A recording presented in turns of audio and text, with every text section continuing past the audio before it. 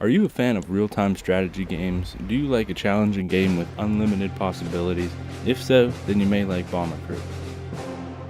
For first impressions, this game looks great. It has a unique user interface to it, and at the beginning, I kind of felt like it was a little hard to navigate. By this, I mean I feel like it could be simpler almost, as it could be more fluid, more dynamic, and they just didn't implement it well.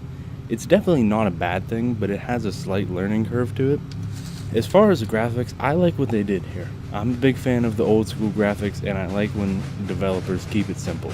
It's a simulation game more than a straight up war game, and the graphics on this don't need to really be fantastic. You can have a thrilling and fun experience without all of those bells and whistles. This game also has a ton of features for the player to explore as you go throughout the game. It's a small game when you talk about file size, but it's really deep when it comes to unlockables and missions, etc.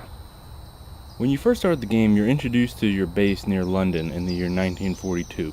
The game doesn't specify what country you're playing as, but it seems to be as you were with the Allied forces, as your missions all seem to go further into Europe, and they all have a dark German vibe to them. You start with no crew members, and you have to recruit your first 7 from the recruiting building. When you're here, you'll see a line of potential members that you can select from. These all have their own individual traits and characteristics, as well as procedurally generated names that really throw a cool mechanic into the game. Each member will have their different ratings for their different skills, and these skills are all broken down into different categories. These categories include armor, speed, thermal, oxygen, and survivability, which is further broken down into land survivability and sea survivability. You want to choose your crew wisely because you're going to be spending a lot of time with those 7 people. This game is cool because it taps into your feelings really well. And when I say that, I mean when you lose a team member, you're in the middle of a dogfight, something happens, you genuinely feel upset. You become attached to these people, you have spent hours and hours with them, working hard, leveling up, and now they're just gone. Along with your crew members' different skills, you can also train them to be even more valuable to your team. The crew members gain experience points and level up as you go throughout the missions, and as they progress you can train them with different skills. Each position has a set number of perks or power-ups that they can unlock, but all positions get the ability to have a secondary skill once they reach a certain level, that is. And as an example of this, you can train your bomb aimer to be a gunner as their secondary skill. I highly recommend this because during a mission you can switch this position to help you in a dogfight. The gunner skill will make him more accurate in his position versus something like an engineer's job when he would be fixing something per se. This game is all about being able to customize on the go. And along with your crew member's skills, you can also alter the crew member's appearance and their gear. This means you can change their name as well as the clothing on them, from their flight suit, gloves, boots, vest, headset, and oxygen tanks.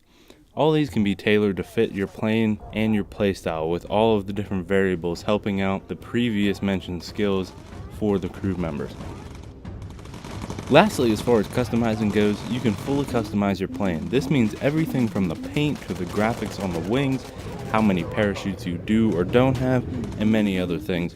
Along with your crew gear, all of these provide benefits to your plane and allow you to cater it to your needs. Whether you're a run and gun player with fully upgraded armor and guns, or you like to play it safer and have all the surviving aspects taken care of. This game is definitely for everyone because it can cater so well to your individual playstyles. You don't have to just have one type of play to get the most out of this game. I strongly believe that almost anybody could walk up to this game and have a blast due to this factor. And now for the bad stuff. Something that seriously needs to work on in this game is the difficulty. If you look through the Steam reviews, you'll notice a running theme, as well as if you've played the game for more than a couple hours. The difficulty ramps up in this game so fast. As you progress, you slowly accumulate money in order to upgrade your plane, so the difficulty should slowly increase with you. Because you are progressively getting better at the game, the difficulty should slowly ramp up as you get better. But it goes to the point where when you lose one mission, your plane goes down and you have no capital to get back into the game. And by that point, the missions are so hard for low-level crew members and a stock plane, you just can't do it. You get to the point where you physically cannot go on in the mission because you can't pass those 6 jet fighters that are coming at you. You can't make it to the bombing run that you need to get to. This should be changed somehow, because when you get to that point, it's kind of just easier to stop playing versus grinding your way back to where you were, rendering the past couple hours you spent in the game useless. RunnerDuck definitely has made a quality game here, and they should be proud of it. I would love to see later revisions of this game to fix some of the issues so that we can get the most out of our bombing runs. This game easily deserves a 9 out of 10, with its only flaw being the ridiculous difficulty ramping. That's it for today, guys. Don't forget to subscribe, turn on those notifications, give it a thumbs up or a thumbs down, share with your friends, and I'll see you later.